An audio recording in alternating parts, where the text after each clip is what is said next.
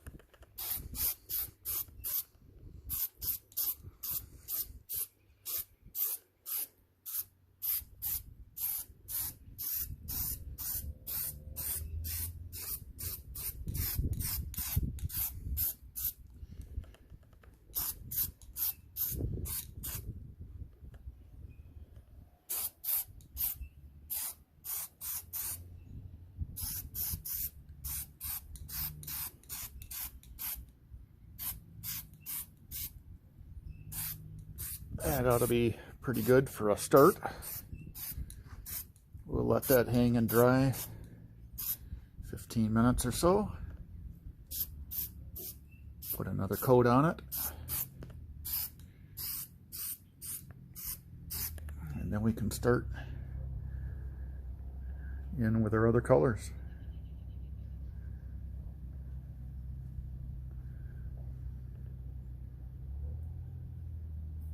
So if you need your vehicle repainted, leave a comment.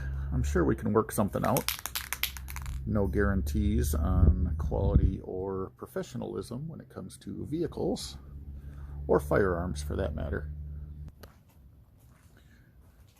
Well, it's been a little while. Temperature is dropping too, so I might not be able to get this gun completely painted today before it gets too cold to spray. See, I got a little fisheye happening on the barrel. Didn't get all the oils off from that apparently. So we'll throw a little more white on this. And then probably relocate it into the heated garage for the night and attempt another coat or 3 tomorrow with different colors, with the grays and the black.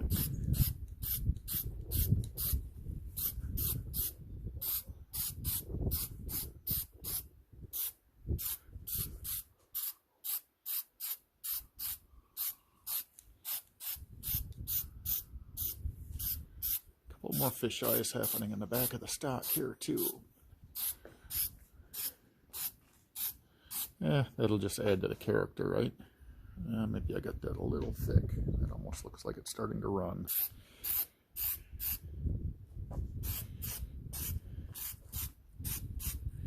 A little difficult spraying consistently in this wind.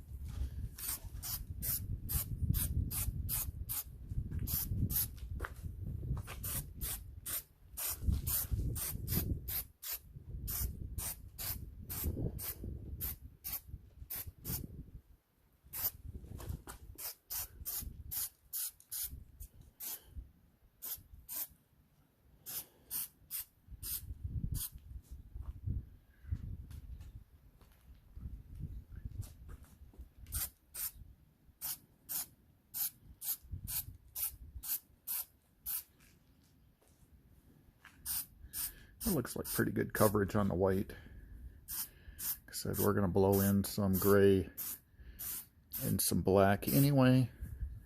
So if we're not 100% in on the white base coat, it's probably not going to matter too much.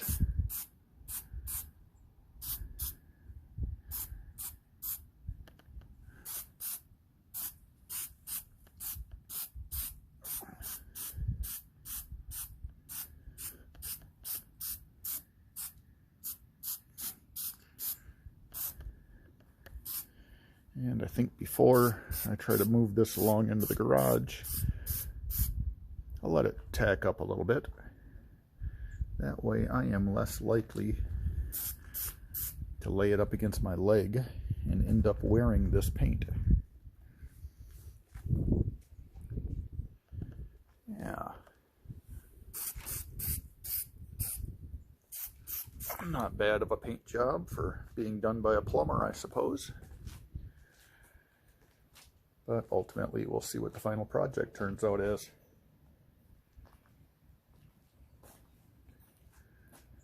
Well, I think we'll end the video here and then just splice another one together as I start laying in the other colors.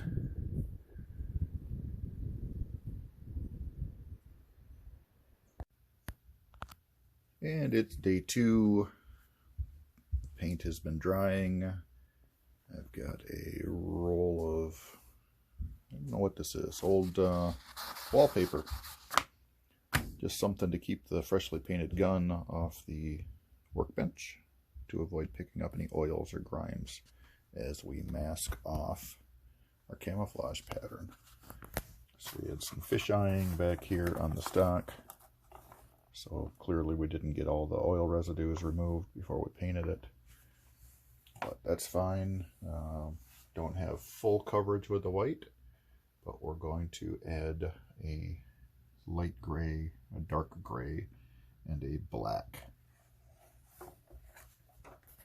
So we still have tape over our serial number. So when we peel that off, that'll be black underneath. We've got our magazine well and our trigger painted or taped to avoid getting paint on those, as well as our, I did keep the Charles Daily here, and I kind of did a jagged pattern, so that is going to end up being black underneath the tape with the white showing around on the jag. So now we will lay down some pieces of tape, cut in random patterns across the white, and layer those up, so as we put in the light gray and the dark gray and the black, we can peel things off and relieve or reveal the color underneath it as we layer up the paint.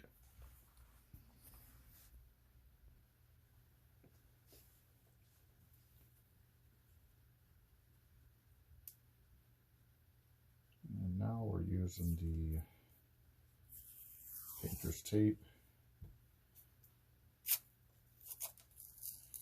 Just doing some random rip patterns.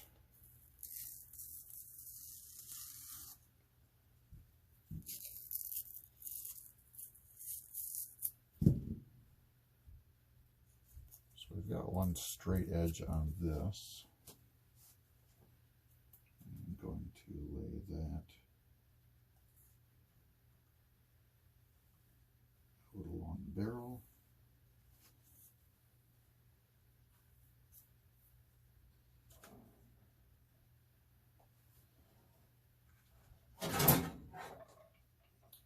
Wavy pattern,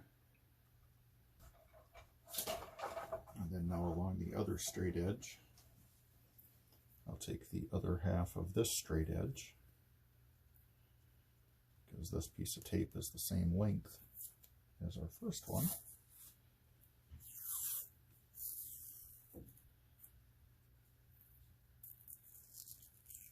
and do a random tear on the back side.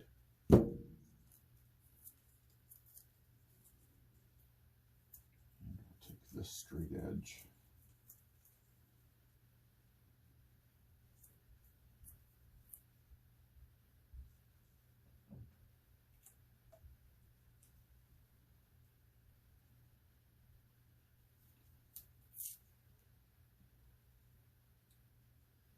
And line these two up.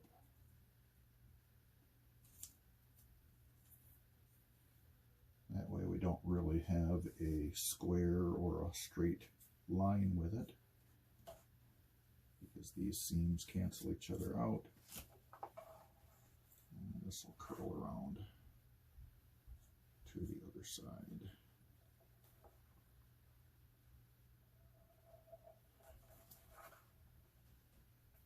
Some other small pieces here.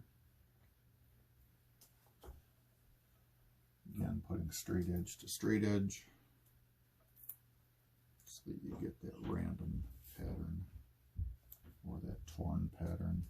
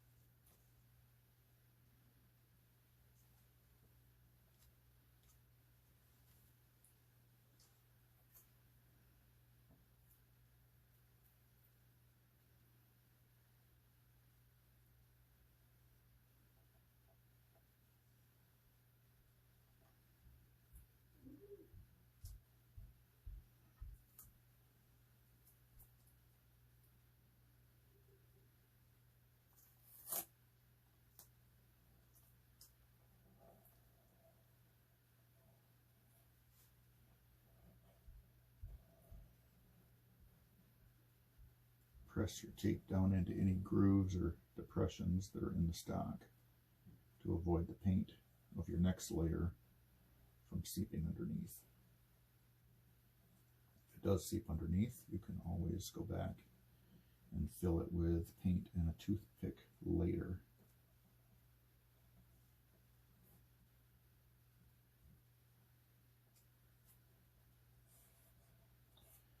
So you can start to see what the pattern is going to look like with the blue paint. So the blue is actually going to end up being white. It's going to invert when you spray over top of it.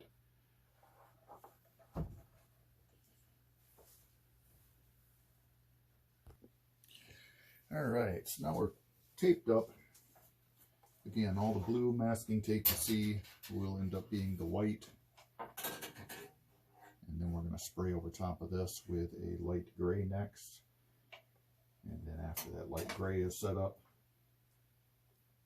we'll throw a little bit more masking on it. And then we'll do the darker gray, a little bit more masking, and then we'll touch off with some black. And then we'll throw a clear coat, a sealer coat over top of all of it after we peel all the paint off. And if there's any spots that came out weird, we can always touch that up later. And we're back outside, and we spared you the 5 minutes worth of shaking the paint to get the rattle ball loose. We're hanging out here. Still a little breezy today. And we'll start with this little lighter shade.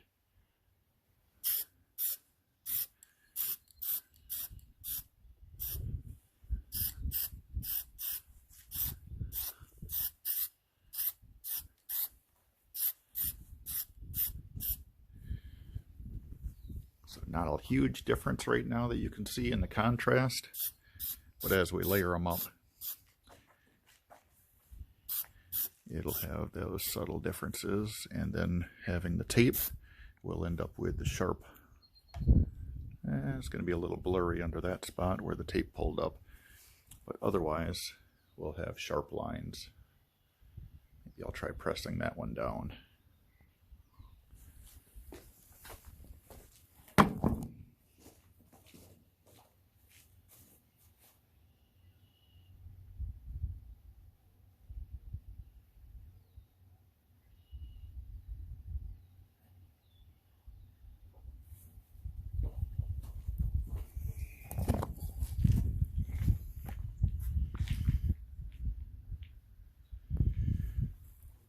All right, yeah, I got that pressed down. So now we'll finish spraying this thing off in the light gray color. And again, once that dries, we'll go back over top of it, mask off a few more spots, continuing on with the random camouflage pattern.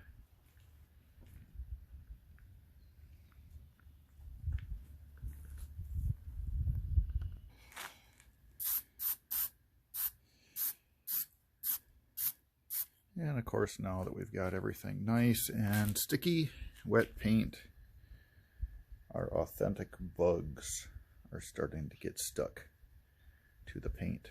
Don't worry, that'll add to the camouflage, having real mosquito patterns in your finish.